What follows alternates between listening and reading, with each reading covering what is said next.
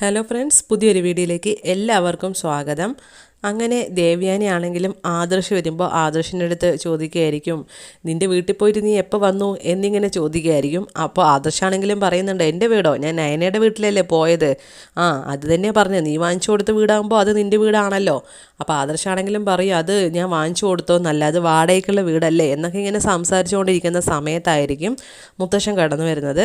എന്നിട്ട് മുത്തശ്ശൻ്റെ അടുത്ത് നമ്മുടെ ആദർശാണെങ്കിലും പറയുമായിരിക്കും, അമ്മയ്ക്ക് പറയേണ്ടത് ആ വീട് ഞാൻ വാങ്ങിച്ചു കൊടുത്താണോ അല്ലയോ എന്നൊക്കെയാണ് മുത്തശ്ശ എന്നിങ്ങനെ പറയുമ്പോൾ മുത്തശ്ശനാണെങ്കിലും പറയുമായിരിക്കും, ഇനിയിപ്പോൾ അത് വാങ്ങിച്ചു കൊടുത്തില്ലെങ്കിലും വാങ്ങിച്ചു കൊടുത്താലും ശരി, ഞാൻ ഇനിയിപ്പോൾ എന്തായാലും വാങ്ങിച്ചു കൊടുക്കാനായിട്ട് തീരുമാനിച്ചിരിക്കുകയാണ് നയന മോൾക്ക്.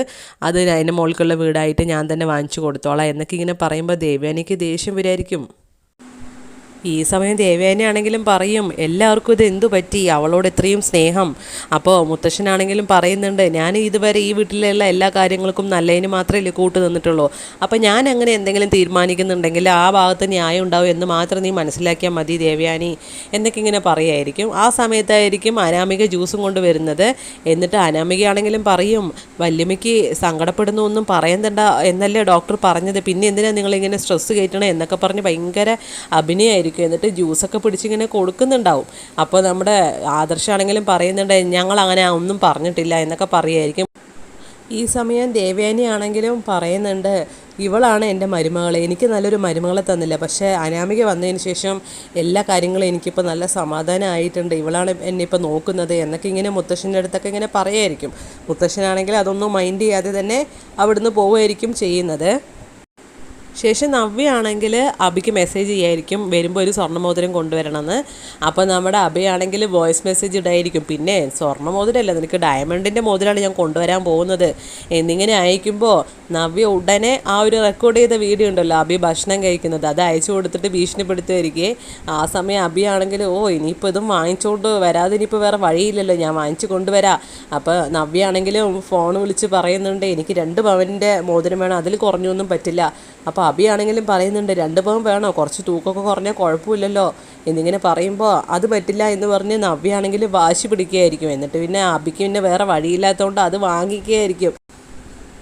അനാമികയാണെങ്കിൽ രേവതിയെ വിളിച്ചിട്ട് പറയുമായിരിക്കും, അമ്മ എനിക്ക് പണിയെടുത്ത് മതിയായി, ഇവിടെ ഒരു സുഖേടുകാരിയെ നോക്കി നോക്കി മതിയായി, ആഹാരവും സമയത്തിന് കൊടുക്കണം, തലമുടി കെട്ടി കൊടുക്കണം, തല തോർത്തി കൊടുക്കണം, കുളിച്ച് കഴിഞ്ഞാൽ എന്തൊക്കെ പണിയാണ്, എനിക്ക് മടുത്തു, വയ്യാതെയായി എന്നൊക്കെ പറയുമ്പോൾ രേവതിയാണെങ്കിലും പറയും, മോളെ ഇത് നിനക്ക് കിട്ടിയൊരു ചാൻസാണ്, അവരവരുടെ മരുമകളെ ഇത്രയും വെറുക്കുന്ന സമയത്ത് നിന്നെ സ്നേഹിക്കുന്നില്ലേ, നീ നല്ലോണം സ്നേഹം പറ്റി അങ്ങോട്ട് നിൽക്കുക, അപ്പം നിനക്ക് സ്വർണവും കുറേ കാര്യങ്ങളൊക്കെ അവർ തരും, നീ എങ്ങനെയെങ്കിലും സോപ്പിട്ട് നിൽക്കും മോളെ, അല്ലാണ്ട് ഇങ്ങനെ മടി പറയല്ലേ എന്നൊക്കെ ഇങ്ങനെ പറഞ്ഞ് സംസാരിച്ചുകൊണ്ടിരിക്കുന്ന സമയത്തായിരിക്കും ദേവയാനി വരുന്നത്.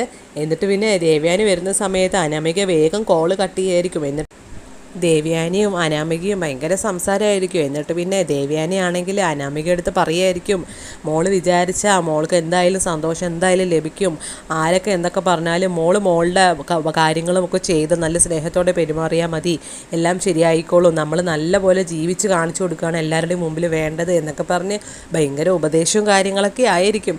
അത് കഴിഞ്ഞ് നവ്യയ്ക്ക് മോതിരം കൊണ്ട് വരികയായിരിക്കും നമ്മുടെ അബി. അപ്പോൾ ആ സമയത്ത് അവിടെ ജലജി ഉണ്ടാവും, അനാമിക ഉണ്ടാവും.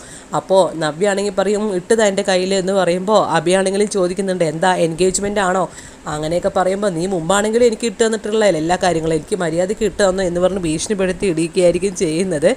ആ സമയം മോതിരിട്ട് കൊടുക്കുമ്പോൾ നമ്മുടെ ജലജയാണെങ്കിൽ ചോദിക്കുന്നുണ്ട്, നിനക്ക് ഇവിടുന്ന് ഇത്രയും പൈസ കിട്ടിയത്, നിനക്കാണെങ്കിൽ ഒരുപാട് കടവും കാര്യങ്ങളൊക്കെ ഉള്ളതല്ലേ, നീ വെറും മൂർത്തീസ് ഗ്രൂപ്പിൽ വെറും ഒരു തൊഴിലാളി മാത്രമാണ്, അപ്പോൾ നിനക്കിങ്ങനെ ഇത്രയും ലക്ഷക്കണക്കിന് രൂപ കിട്ടിയത്, ഇതിന് എന്തായാലും 1.5 ലക്ഷമെങ്കിലും ആയിട്ടുണ്ടാവുമല്ലോ, നിനക്കിത് എവിടെ നിന്ന് കിട്ടി ഇങ്ങനെയൊക്കെ ചോദിക്കുമ്പോൾ അബിയാണെങ്കിൽ ഒന്നും മിണ്ടുന്നുണ്ടാവില്ല. നവ്യാണെങ്കിലും മോതിരം കിട്ടി നല്ല സന്തോഷത്തിൽ അവിടെ നിന്ന് പോവുമായിരിക്കും ചെയ്യുന്നത്. ശേഷം അബി എടുത്ത് ജലജയാണെങ്കിലും ചോദിക്കുന്നുണ്ട്, നിനക്കിത് എന്തു പറ്റിയടാ എന്നിങ്ങനെ ചോദിക്കുമ്പോൾ അബിയാണെങ്കിലും പറയുന്നുണ്ട്, അതൊരു പ്രത്യേക സാഹചര്യത്തിൽ അങ്ങനെ ചെയ്യേണ്ടി വന്നു, ഞാൻ എന്തായാലും പിന്നെ പറയാം എന്നുള്ള രീതിക്ക് പറയുമായിരിക്കും. അത് കഴിഞ്ഞ് ഇത് കാണുമ്പോൾ അനാമികയാണെങ്കിൽ നേരെ അനിയടുത്ത് ചെന്നിട്ട് വഴക്കുണ്ടാക്കായിരിക്കും. ബാക്കിയുള്ള എല്ലാവരും ഭാര്യമാർക്ക് എന്തൊക്കെയാണ് ചെയ്തു കൊടുക്കുന്നത്, അബിക്കാണെങ്കിൽ നവ്യടുത്ത് ഒരു സ്നേഹമില്ല, എന്നിട്ടും കൂടി ഒരു സ്വർണ്ണമോതിരമാണ് വാങ്ങിച്ചു കൊടുത്തിരിക്കുന്നത്, നിനക്ക് എന്തെങ്കിലും എനിക്ക് വാങ്ങിച്ചു തരാൻ തോന്നിയിട്ടുണ്ടോ എന്നൊക്കെ ഇങ്ങനെ ചോദിച്ച് കുശുമ്പത്തരങ്ങളായിരിക്കും നമ്മുടെ അനാമിക അനിയടുത്ത് സംസാരിക്കുന്നത്. അപ്പോൾ അനിയാണെങ്കിൽ അതൊന്നും മൈൻഡ് ചെയ്യാണ്ട് അവിടുന്ന് പോവുമായിരിക്കും ചെയ്യുന്നത്. ശേഷം അബി ആണെങ്കിൽ ഇങ്ങനെ മൊബൈൽ നോക്കിയിട്ട് കുറേ പൈസയൊക്കെ ഇനിയിപ്പോൾ ഇതൊക്കെ എങ്ങനെ ഞാൻ കൊടുക്കും, എന്ത് ചെയ്യും എന്നൊക്കെ പറഞ്ഞ് ഇങ്ങനെ ടെൻഷൻ അടിച്ചിരിക്കുന്ന സമയത്ത് നവ്യ ആണെങ്കിലും വരുന്നുണ്ട്.